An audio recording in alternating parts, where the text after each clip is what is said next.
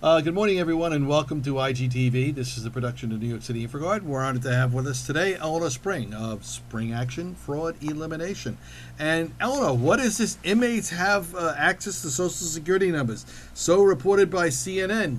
Go ahead, Eleanor, get into it. Hi, good morning. Yes, in a show that was aired in November 2010, CNN reported that inmates have access to Social Security numbers.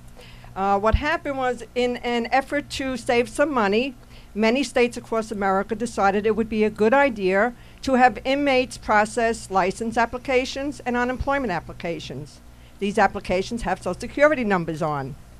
Whoever thought of it wasn't thinking very clearly, but that's what happened. In December of 2010, President Obama put into effect the Social Security Protection Act, which basically limited the government's access and use of consumer Social Security cards or numbers. It also stopped inmates from having access to our Social Security numbers. But to my way of thinking, that's basically they closed the barn door after the horse was already out. So millions and millions of Social Security numbers have now been handed over to inmates, and I'm sure they're not giving them up anytime soon. Also put into effect by President Obama was the federal red flag rules clarification, because the Federal Trade Commission issued the red flag rules, which is basically the United States federal regulation limiting Social Security numbers and identity theft protection. All creditors at one time were supposed to put the red flag rules into effect. They did not. The AMA, or the American Medical Association, kicked up a lot of dust. They didn't want to be a part of this. And so the red flag rules were changed around several times, to the point where the president had to step in and clarify who was responsible to have the red flag rules in place. And the red flag rules basically say any creditor who has access to a consumer's personal information, Social Security numbers, dates of birth, those types of things, have to implement written rules, and every creditor and their employees must know those rules. Well, many times they don't. As Joe and I have spoke about in the past, you go to a store, you hand them your credit card, they are supposed to turn it over and look on the back to see that it's signed. And if it's not signed, they are supposed to ask for additional information to verify who you are. Government issue license, something to prove you are who you are. Many times they don't. 99% of the time they don't. It's very rare that they do this. And that's unfortunate, because many people look at identity theft as a joke. They don't really understand how serious it is. One of the things that is happening today, one of the newest scams that's going on today, is you get these scammers who call people up on the telephone and tell them that they are a debt collection agency, and they start hounding them for what is supposed to be a debt. And they will call 2-3 times an hour and harass people. And when the consumer gets fed up and they start saying, it's not my debt, I don't owe any money, what the scammers do is they ask for the personal information. Okay, if you claim this is not your debt, verify your name, your address, and give us your Social Security number and your date of birth, and we will verify whether it is or is not your debt. If you've ever gotten calls from collection agencies, you know how they can hound you to death.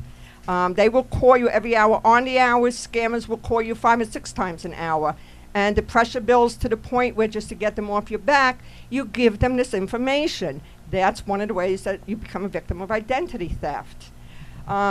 It's unfortunate, but it happens. And I just met a young man about 2 weeks ago, and we started talking, and I told him what I did for a living.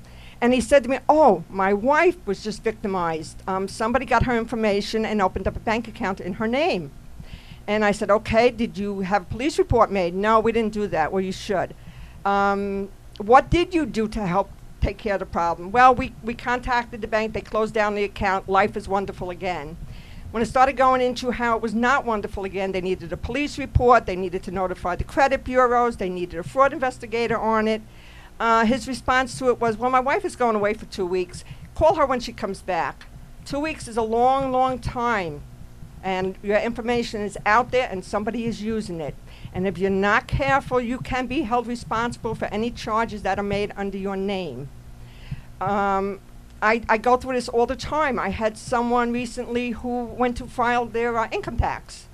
They went to an H&R Block. They figured they were going to get a return right away. When they processed the information, turned out somebody in another state already processed the information, was working in another state using their Social Security number. As soon as they got their W-2, they ran to the H&R in their state, and they got the refund before the person here in the U.S. could do it. So these are things that you got to be very careful with. People just do not understand how dangerous it is when you become a victim of identity theft. And one of the things that I've just published a report on is banks, banking institutions, and credit card institutions. When you become a victim of identity theft and you say, oh, well, I called up my bank, they closed down the account. Again, life is wonderful. No, it's not. Banks do not investigate fraud or identity theft. What they will do is they will flag your account. And if it comes up, they'll say, okay, well, it's flagged. We know that you're a victim of identity theft. They do not do investigations. They do not look for the person who committed the crime. They tell you they are going to investigate. They give you a false sense of security. You walk away and you think everything is fine. It is not. You really need to have it investigated. Same thing with the credit card companies. They will tell you they are going to investigate it. They are not.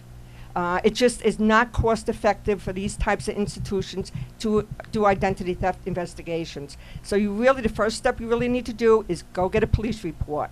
Second thing you need to do is hire an identity theft specialist, someone who can help you recover, not one of these identity theft protection companies, because they do not protect you. They advise you after the fact that you've been victimized. You need a recovery specialist. One of the things I don't understand is people pay to have some of these organizations out there monitor their credit. Why would anybody pay somebody to monitor their credit? Their credit is being checked constantly, day in and day out. You get one disgruntled employee, he's going to take as much information, he's going to run with it. So it's very important that you understand these identity theft protection companies. You're giving people a license to watch every move you make in terms of your credit. They know how much credit you have. They know how often you're late. They know how much you pay each month. They have your name, your address, your Social Security number, so on and so forth. It's not a good idea to hire these identity theft protection companies. You can do it yourself. There's a website. It's www.annualcreditreport.com. You can go on there once every 12 months, or you can break it down into quarters, however you want to do it. But you can pull your own credit reports for free, monitor your own credit, monitor your own credit reports, monitor what's going on. If you see something that shouldn't be on there, you can take care of it yourself. Pick up the phone, call the credit bureaus and say, this is not mine, it does not belong to me, I'm disputing it, take it off. If you see a lot of stuff on there that shouldn't be, you've been a victim of identity theft. You need to check into it. But you should not pay somebody to do what you can do yourself. Any questions? Yeah, I got a ton of questions. Oh my goodness, you come up with a lot of stuff there. you know, it's kind of funny, Eleanor. You know, you and I kind of go back and forth with this, and let me just flip on the other screen so people can see me talking as well. But you know, it is kind of funny. I was out with the wife over the holiday weekend. I was shopping over at Roosevelt Field, and I won't name the name of the store, but it is the absolute first time. All right, I was absolutely floored. The woman actually turned over my wife's credit card and asked my wife for an alternative means of identification. First time I've ever seen that happen anywhere. And I think our grand purchase was under $100. It was like $80 or something like that. It was a big sale. All right, and we went in there, you know, and I made a point of saying to the girl, I said, you're really to be commended for this. And she said, why? I said, nobody's doing it, you know, and it's absolutely amazing. So you're absolutely right about that. I think a lot of these retailers really have to sharpen up some of their staff to actually request that kind of ID. You know, it's just good common business practice. Makes sense. Not to mention it's this federal regulation. Yeah, right. Part of our red flags rules? Yes, correct. There you go. And Eleanor, you've been talking about red flags now for how long? Oh, geez, with you alone, just over a year. Yeah, I mean, we've been going back and forth to this, and you can see some of the companies, putting up a stampede out there because they don't want to be in the middle of it all. Well, let's see if this president does a little bit more to move it down the road than the past president did, because apparently there's a lot of companies out there and they all want to influence it. Thanks for coming on to the program. Certainly appreciate it.